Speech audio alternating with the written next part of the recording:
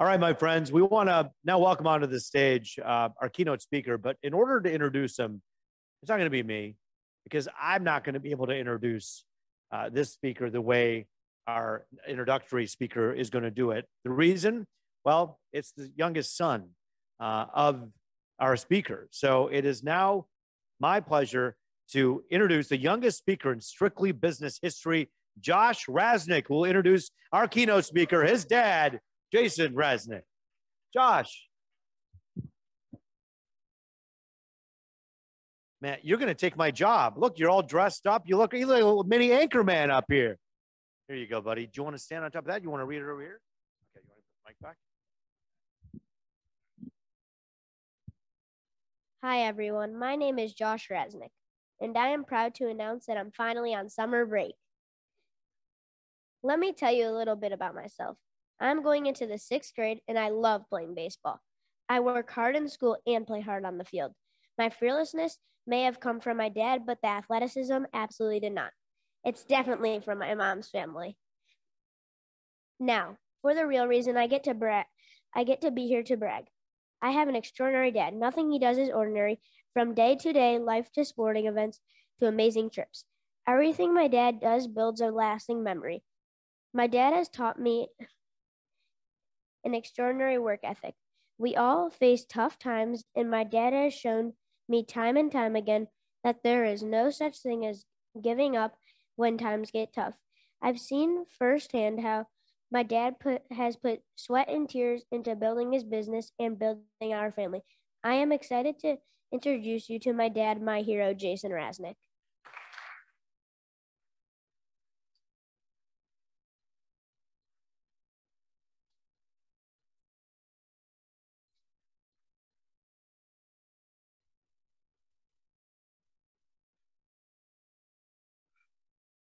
I don't know what to say here. Bring back Josh. Bring back the other honorees. Everyone's JVS, Kadima. What an organization! Like just seeing this table here, just unbelievable. And Josh, seeing you get up there and do that was just awesome. So thank you. Okay. I know we're on a timeline here. We're in like the 7th inning, but 9-inning game I have about 10 minutes. So don't get worried on timelines. You have a meeting to go to, but it's just so exciting to be here for JVS Kadima. I can't think of a better organization and the good they do and all the people they help and seeing real life stories. I hope it resonates with you. And there's so many more. Love that Rebecca, I call her Becky, grew up with her, hires people from there that work at her place and make cookies, and her business is unbelievable. So before I start, I just want to thank Paul Blatt, Aubrey McFarland, Eric Edelman, Kristen Gross. I know you guys have been working hard on this. And then I want to thank fellow honorees or congratulate them more so. Leroy Cole, Garrett Rascott, and Rebecca Abel Buick. We used to take the school bus in 2nd grade. Okay, so I'm going to be talking today about perseverance and a word I created called duarchy. Josh mentioned how there's hard things and perseverance, and this duarchy has led me to where I think I am today. And I think you'll resonate a little bit with where this is going. I like to hit the little slide thing. All right. So just like Rebecca mentioned about being bullied, there's different things we all have in our lives. My parents were told I would never be able to read. I know that may sound like, I don't know, but they were told I would never be able to read. And I struggled. I struggled in school. I was, and I saw that I was separated from my peers, and I didn't like being separated. So I had to do things, work differently, work harder, work more creatively to get things done. And I was lucky that I had my mom and dad to support me and get me help so I could learn a different way. I learned to read a different way than everyone else. My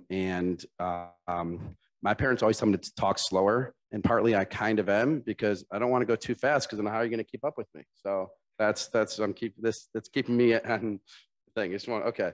All right. So this thing here of being told I would never be able to read, just like when Rebecca was saying, people from behind were saying stuff.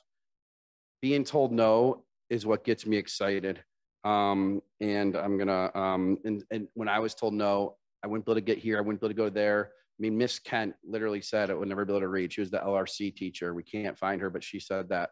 And then so many years, I did so much, like I worked my butt off, and then I made it into the Michigan Ross School of Business. And that's a kind of hard school to get into, I think, or at least maybe back then it was a lot easier. Now I think it's hard. So, but it was just someone doubted me, someone doubted us. And that's when you don't need to listen to those doubters. Ruparaj mentioned about his stutter and his dad in the mirror, and he put on a different frame of mind. And it's exactly what I did. Don't accept what people tell you. My dad would always say the last 4 letters of Americans I can. Don't listen to the naysayers. And that's kind of where this begins. We're going to go to the next slide. Play video. They're going to play it, I promise. Walking through the suburbs of Detroit, Rasnick reflects on his startup's whirlwind rise and shows me the house where Benzinga began.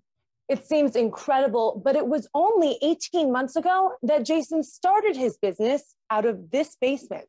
I still remember having such an important phone call right in the spot, right over here, because the dryer fan was so loud over there that it caused, like, the person's like, "What's that noise?" And I knew the buzzer was about to go off, so I had to go right here and put stuff around me so the noise wasn't loud. So, trying to get off the video. I got to go to the next slide. Okay, there. Yep, now we got it. Okay, so that was Fox Business. They followed me around for a day about 8 years ago. I had the business in my basement. I started this company called Benzinga. What we do is we deliver financial data, media. We believe we make information easier to consume, whereas other big organizations talk down to people. We are here to empower and teach. Well, when I started the company, I was in this basement of this rental unit, and Ameritrade, Thinkorswim became our first client. The problem was it was just me in the basement, and our content is inside Ameritrade. They licensed from us. Well, to get a client like that, my wife just waved to me. I don't know what that was. The minutes? Okay. 3 minutes. All right. Thank you. All right. So I had to be 3 people. So I was Jason Rasnick. I was Todd Rosen, Adam Lewis. I had to fake it till I make it. So you always have to sound bigger than you actually are. So the beginning days, people find excuses like, "Oh, I'm not going to get Ameritrade because you're one person," but you fake it till you make it. And this is where this duarchy, instead of a monarchy or hierarchy, Benzinga is a place of doers where it's a duarchy. And I was a doer. This is a word I made up, and it's what the speech kind of is about. If you're a doer, I believe you can achieve anything, making connections, making relationships, getting business done. These are our core values at our company. There's a Benzinga table right up here, and everyone here lives these core values, and it makes your life easier by never focusing like on the who. We're always trying to find a better way. It's the same thing I had to do when Miss Kent said I couldn't read. I had to find a better way to figure out how to learn. At Benzinga, just like we empower investors, we empower our team members to come in, and we don't say we're going to work today. We say we're going to build. So a new person started at Benzinga like 2 weeks ago, and I wrote her yesterday. I'm like, "It's been awesome building with you. I know the normal comment is it's been awesome working with you, but we're creating every day. We treat it as a day one approach to solving financial needs for users." This creativity doesn't end at Benzinga. This applies to everyone's life. Right here is Roger Goodell. He wrote to Pete Rozelle when he was finishing college. He wanted to intern for the NFL. If you get a chance and you read the letter, you'll see what the letter says. He doesn't ask, like, "I need this title." He goes, I just want to work at the NFL. Well, as you guys all know, Roger Goodell is now the commissioner of the NFL. He didn't have a false limitation on himself. He reached out no background, and got a job serving coffee. And he's now the NFL commissioner.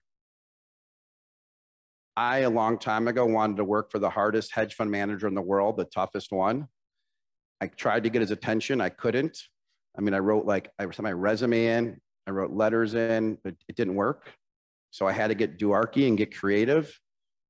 I created this Dan Loeb digest. Weekly, I would send him trading ideas and investing ideas. And it's called the Dan Loeb Digest. I went to like 10 volumes. By the 10th volume, I got this response back. Love to talk. Finally, the response I was looking for. Perseverance leading to success. So I'm relaying these stories because no matter where you're at in life, no matter where you're in life or who you want to reach out to, it's all available. Click of a mouse. Same thing with Mark Cuban. If you ever heard of Twitch, I wanted to invest in this company. I brought it to Mark Cuban, didn't know I had no edge to get to him. And, known him for 20 years. Back to Benzinga. When I started Benzinga, I started writing content, but I needed some money. I sent a cold outreach email to Brad Keywell. He was co-founder of Groupon, big $200 million VC fund. Here's the actual email I sent to Brad Keywell, and you don't have to read it all. I was actually way too lengthy. It should have been way more concise. But the good news is Brad said, let's plan to talk. We met, and they ended up investing about $1.8 million in Benzinga. And just recently, we have sent them checks, a big check where they made at least 20 times their money. And so this all happened from a cold email. And it's kind of crazy if you think about, like, I don't know where this came from. Having said that, it's not always a straight line up, and there's struggles. Play video. Building the company's hard. Never figured out money for next month. Worried about laying people off. It's hard. Got to make tough decisions now before it's too late. So I could get emotional on those times, but that was, I'll go back. That was, you don't even play it. Okay. All right.